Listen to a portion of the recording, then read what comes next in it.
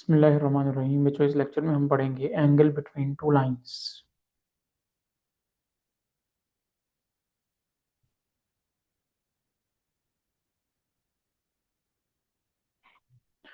फर्ज करें हमारे पास ये एक लाइन है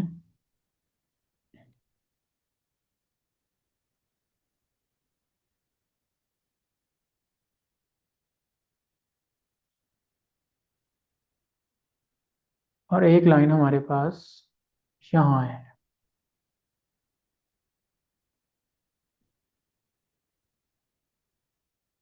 इस लाइन को हमने नाम दे दिया L1 का और इस लाइन को हमने नाम दे दिया L2 का। अच्छा, अगर ये लाइन L1 है तो इसकी स्लोप हम फर्ज कर लेते हैं M1 है और इस L2 की स्लोप हमारे पास है M2। अब याद रखें कि दो लाइंस के दरमियान जो एंगल होगा वो मैक्सिमम 180 तक हो सकता है। यानी अगर हमारे पास देखें, ये L1 से L2 पे एंगल है, इसको हमने अल्फा कह दिया। और यहाँ पे एक और एंगल पॉसिबल है L2 से L1। ये L2 है, L2 से L1 पे जो एंगल बन रहा है उसको हमने बीटा कह दिया। अब इन दोनों में से हमारे पास हमें नज़र आ रहा है कि ये obtuse एंगल है, 90 से बड़ा है और 180 से छोटा है, और ये जो एंगल है ये 90 से छोटा है, ये अक्यूट एंगल है। तो ये बात आपने याद रखनी है कि जब भी हमने एंगल फाइंड करना होगा तो हम हमेशा फाइनल लाइन की स्लोप में से इनिशियल लाइन की स्लोप को माइनस करेंगे। यहाँ पे देखें, हमने अल्फा फाइंड जब फाइंड करना है तो हम लिखेंगे टेन अल्फा। तो इसका फॉर्मूला होगा tan alpha is equal to, alpha जो है उसकी इनिशियल साइड कौन सी है L1 और टर्मिनल साइड कौन सी है L2, और L2 की स्लोप है M2। तो हम लिखेंगे M2 माइनस M1। जिस लाइन पे एंगल ख़त्म हो रहा है उस लाइन की स्लोप पहले आएगी और जिस लाइन से एंगल शुरू हो रहा है उसकी स्लोप बाद में आएगी। M2 माइनस M1, नीचे 1 प्लस M1 M2 दोनों का प्रोडक्ट करके उसमें 1 ऐड कर देंगे। देखिए, प्रोडक्ट के अंदर अगर आप M1 M2 लिखें या M2 M1 लिखें उससे कोई फर्क नहीं पड़ता। इसी तरह अगर हम टेन बीटा फाइंड करें, टेन बीटा अगर हम फाइंड करें तो देखें बीटा जो है वो स्टार्ट हो रहा है M2 से। ये ऐसी लाइन से स्टार्ट हो रहा है जिसकी स्लोप M2 है और एंड हो रहा है L1 पे। तो इसका मतलब है final minus initial M1 minus M2। यहाँ आएगा M1 minus M2 over 1 plus M1 M2। ये बात आपने याद रखनी है। दूसरा आपने ये याद रखना है कि ये जो एंगल्स हैं बिटवीन द लाइंस अल्फा भी और बीटा भी, ये ज़ीरो से बड़े होंगे अल्फा बीटा, और 180 से छोटे होंगे। 180 के बाद तो लाइन दोबारा एंगल वहीं से स्टार्ट करना शुरू कर देगी। तो ये एंगल हमेशा 0 और 180 के दरमियान होगा। ये जो बीटा के लिए हमने अलग से फार्मूला लिखा है, बीटा हम ऐसे भी फाइंड कर सकते हैं कि जो पहला हमारा एंगल है उसको 180 से माइनस कर दें। 180 माइनस अल्फा करेंगे तो फिर भी बीटा आ जाएगा, क्योंकि यहाँ से टोटल जो एंगल है वो 180 डिग्री है। तो अगर आप इस 180 में से अल्फा को माइनस करें तो आपको बीटा मिल जाएगा। ऐसे भी फाइंड कर सकते हैं, और ये मेथड हम यूज़ करते हैं to find acute angle. Acute angle find करने के लिए बिटवीन द लाइंस, यानी हमने एक एंगल फाइंड किया L1 से L2। अगर तो वो पहले ही अक्यूट आया यानी 90 से छोटा आया तो फिर तो हम उसी को आंसर मान लेंगे। लेकिन अगर वो obtuse आया, 150 आ गया या 120 आ गया, तो फिर हम 180 से उसको माइनस कर देंगे तो हमारे पास अक्यूट एंगल आ जाएगा। ये बात आपको पता होनी चाहिए। अच्छा, उसके बाद हम आते हैं क्वेश्चंस के ऊपर। एक्सरसाइज 4.4 का हमारे पास क्वेश्चन नंबर 6 है।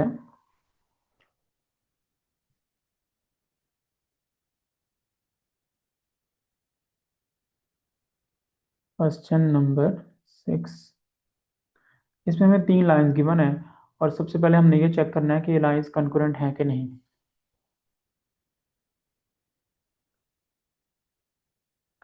हम लिखेंगे given lines are L1 4x minus 3y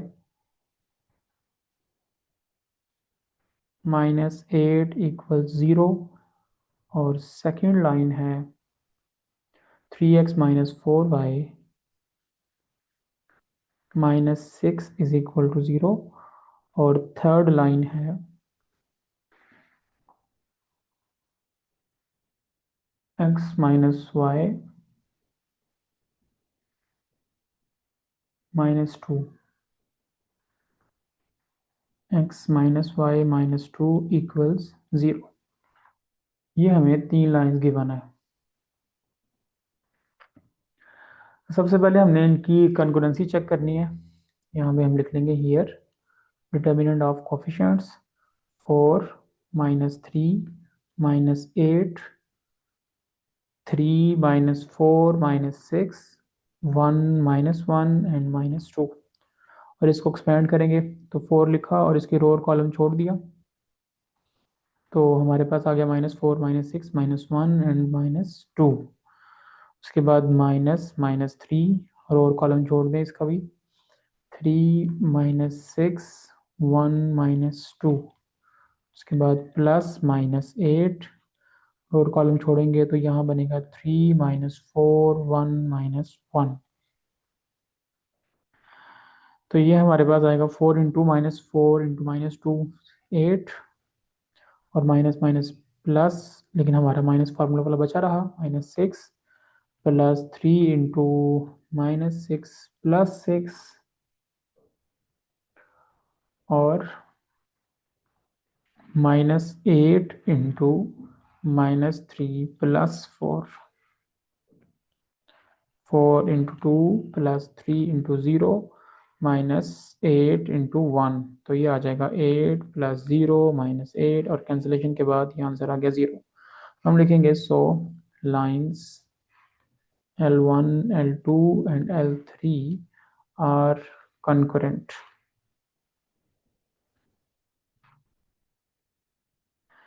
इसके बाद जो चीज़ आपने प्रूव करनी है वो ये है कि the third line bisects the angle formed by the first two lines.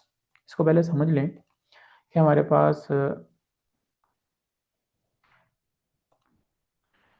एक लाइन ये है और एक लाइन ये है, और फर्ज करें इसको हम नाम दे देते हैं L1 का, और इसको हम नाम दे देते हैं L2 का। L1 और L2 के दरमियान जितना भी एंगल बन रहा है, हमने ये प्रूव करना है कि हमारी जो थर्ड लाइन है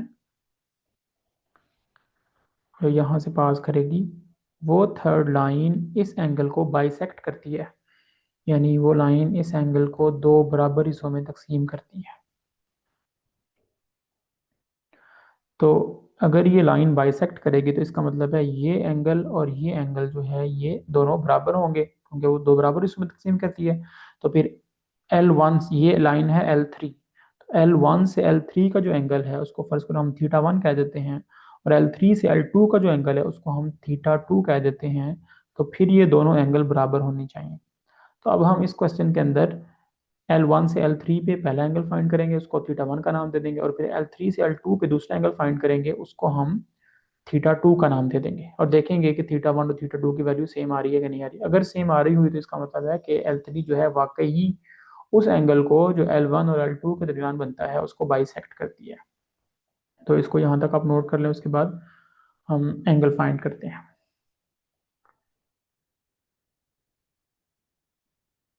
को हम क्लियर कर लेते हैं।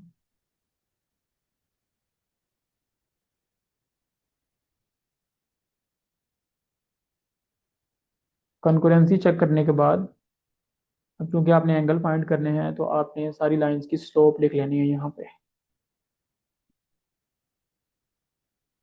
तो आप लिखेंगे नाउ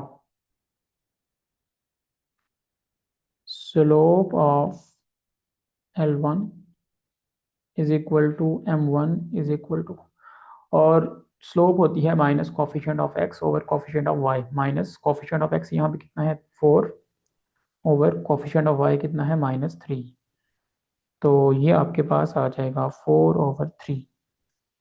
उसके बाद slope of L2 is equal to M2 is equal to minus coefficient of x L2 में और कोफिशिएंट ऑफ y -4, तो ये आ गया 3/4।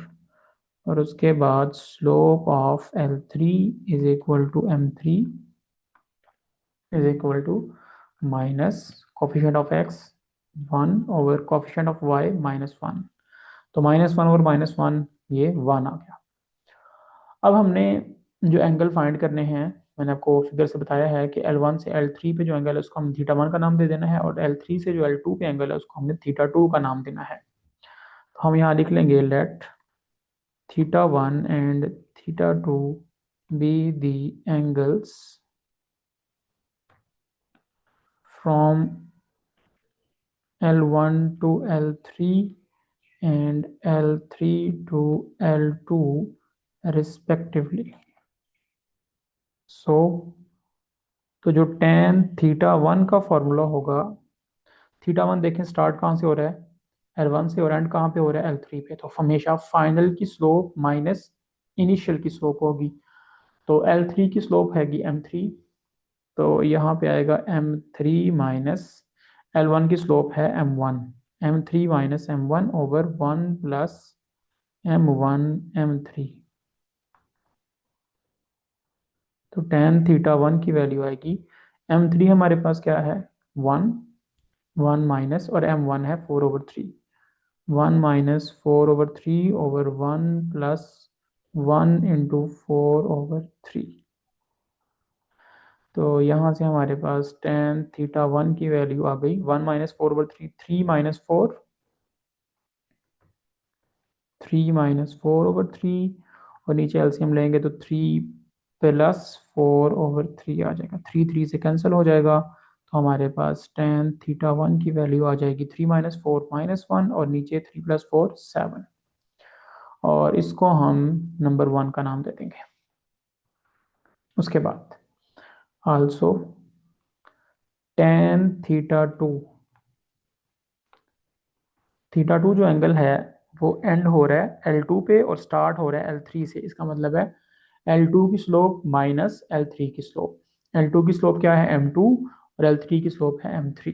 तो ये हमारे पास आएगा M2 minus M3 over 1 plus M2 M3। तो tan थीटा 2 इसकी वैल्यू आ गई, M2 हमारे पास है 3/4, 3/4 माइनस M3 है 1/1 प्लस 3/4 इंटू 1। तो tan थीटा 2 ये आ गया 3 माइनस 4/4, और नीचे 4 प्लस 3/4, 4 4 से कैंसल आउट हो जाएगा। तो हमारे पास tan थीटा 2 की वैल्यू आएगी 3 माइनस 4 -1/7, और इसको हम इक्वेशन नंबर 2 का नाम दे देंगे। अब देखेंगे इक्वेशन नंबर 1 और 2 में tan थीटा 1 और tan थीटा 2 की वैल्यू बराबर है। तो हम लिखेंगे from 1 and 2 tan theta 1 equal है tan थीटा 2 के। तो इसका मतलब हो गया कि थीटा 1 थीटा 2 के इक्वल है, क्योंकि यहाँ पे जो दोनों एंगल्स हैं थीटा 1 भी और थीटा 2 भी, वो दोनों 0 और 180 के दरमियान है, इसलिए ये बात ठीक है, सो प्रूव्ड। तो इससे ये बात साबित होती है कि जो L3 है वो वाकई L1 और L2 के दरमियान बनने वाले एंगल को बाइसेक्ट करती है। तो इस तरह से आपने ये क्वेश्चन नंबर 6 सॉल्व करना है।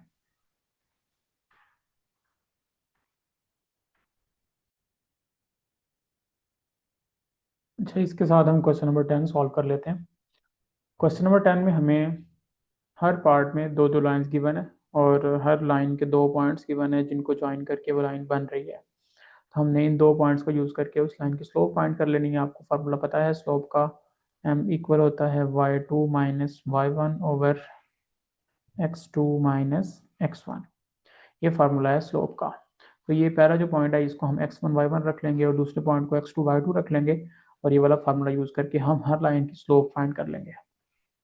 तो हमने जस्ट L1 से L2 पे जो एंगल बन रहा है वो फाइंड करना है, और अगर वो एंगल अक्यूट हुआ पहले ही तो वही हमारा फाइनल आंसर है। और अगर हमने ये एंगल फाइंड किया और वो ऑब्ट्यूज एंगल आ गया तो फिर हम अक्यूट एंगल अलग से फाइंड करेंगे। और कैसे करेंगे, 180 में से ओरिजिनल एंगल को माइनस कर देंगे तो हमारे पास acute angle between the lines आ जाएगा। अब देखें इस क्वेश्चन को कैसे सॉल्व कर सकते हैं।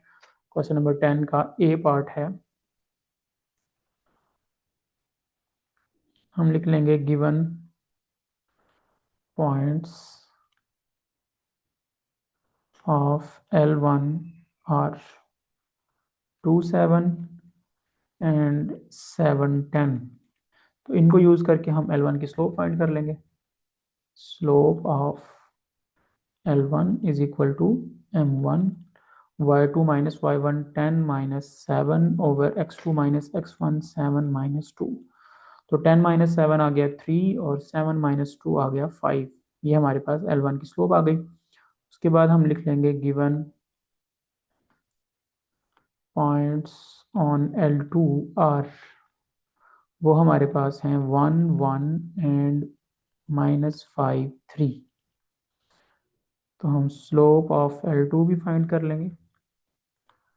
वो आएगी M2 is equal to y2 minus y1 3 minus 1 over x2 minus x1 -5 -1 equals 3 minus 1 2 over -5 -1 -6 and that is equal to -1 over 3।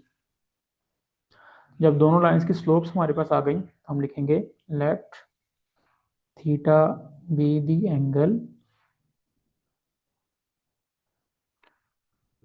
From L1 to L2। So तो हमारे पास जो फॉर्मूला होगा टेन थीटा का वो होगा फाइनल माइनस इनिशियल, इसकी slope L2 की slope minus L1 की स्लोप, तो ये आएगा M2 minus M1 over 1 plus M1 M2। तो यहाँ से हमारे पास टेन थीटा की वैल्यू आ जाएगी, M2 कितना है -1/3 माइनस, और M1 है 3/5 ओवर 1 प्लस -1/3 इंटू 3/5। तो यहाँ हम एलसीएम ले लेंगे, टेन थीटा इक्वल्स 3 5 ज़ार 15 और ऊपर आ जाएगा -5 -9 ओवर 3 5 ज़ार 15 -3/15। तो 15 15 से कैंसल आउट हो गया तो हमारे पास टेन थीटा की जो वैल्यू आएगी -9 -5 -14 ओवर 15 -3 12। और जो कैंसिलेशन के बाद 2 7 ज़ार 14 और 2 6 ज़ार 12, ये आ जाएगा -7/6। अब देखिए यहाँ पे tan थीटा की वैल्यू नेगेटिव आ रही है और हमने कहा था कि हमारा जो एंगल है वो 0 से 180 के दरमियान होगा, मतलब फर्स्ट या सेकंड क्वाड्रेंट में हो सकता है। अब चूंकि tan की वैल्यू नेगेटिव है तो पहले और दूसरे में से tan जो है वो यहाँ पे लाई कर रहा है, इसकी यानी एंगल जो है उसकी टर्मिनल साइड कहाँ लाई कर रही है, सेकंड क्वाड्रेंट के अंदर, क्योंकि tan थीटा नेगेटिव है तो इसलिए एंगल सेकंड क्वाड्रेंट के अंदर है। तो हमने यहाँ पे क्या करना है, theta is equal to tan inverse of -7/6, लेकिन चूंकि ये नेगेटिव है तो इसको हम यहाँ लिख लेते हैं।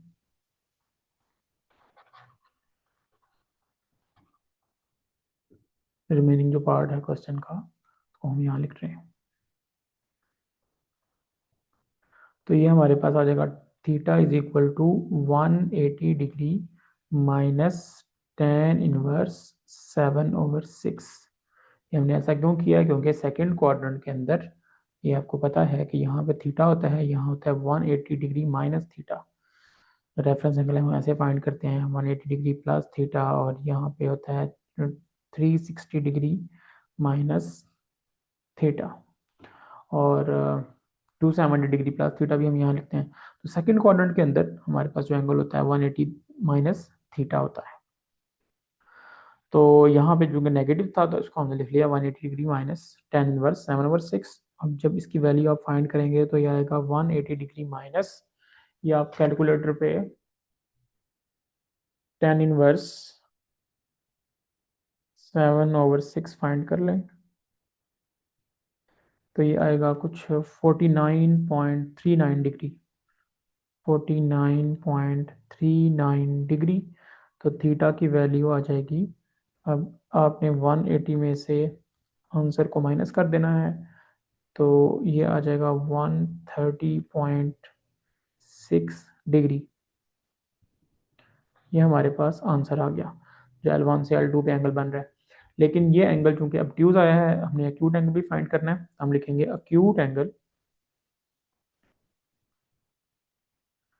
acute angle between L1 and L2 equals 180 degree minus answer. Answer क्या आया हमारे पास? 130.6 डिग्री। तो 180 में से इसको माइनस कर देंगे तो ये आ जाएगा 49.39 या राउंड ऑफ करके 4 डिग्री। तो ये अक्यूट एंगल होगा और ये जो असल हमारे पास आंसर आया है वो ऑब्ट्यूज एंगल होगा बिटवीन L1 एंड L2। तो अगर आपके पास टेन थीटा की वैल्यू नेगेटिव आती है तो फिर आपने इस तरह से क्वेश्चन सॉल्व करना है। और अगर टेन थीटा की वैल्यू आपके पास पहले ही पॉजिटिव आ रही है तो फिर जस्ट आप कैलकुलेटर पे टेन इनवर्स ऑफ जो पॉजिटिव वैल्यू यहाँ आएगी वो लिखें और वो हमारे पास अक्यूट एंगल आ जाएगा। तो आपको अब दोबारा से अक्यूट एंगल भी फाइंड नहीं करना पड़ेगा, वही आपका आंसर होगा। तो इस तरह से आपने ये चार पार्ट सॉल्व करने हैं। इसके बाद हम अगले क्वेश्चंस पे आएंगे। अल्लाह हाफिज़।